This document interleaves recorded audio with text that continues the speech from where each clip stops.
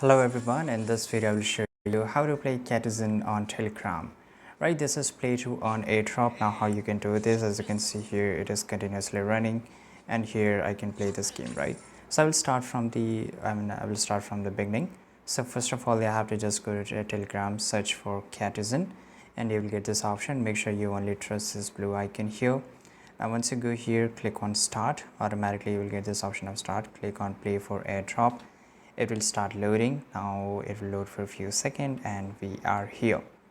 Right, now how we can play? So here we have to just keep adding cats here. You can see it generated and here we will just get a tutorial. So here we can just add, right? So we have to just match these similar colors and then we will get a new color cat here, and as the customers come up from here they will pick up the cats, and as they take one of our cats, we will just get coins here, right? So it's really interesting. So in this way we can just keep matching the exactly same cats here, and it has turned into brown, and in this way we can keep continue doing this, and we can also keep generating if there is a low option available here, right? So in this way you can see there's a no seed left, so we have to just add to produce more different kind of cats here, right? So you can just keep doing this and you will keep getting coins here, right? So this is really interesting and this is how you can generate, and we have generated around 14,000,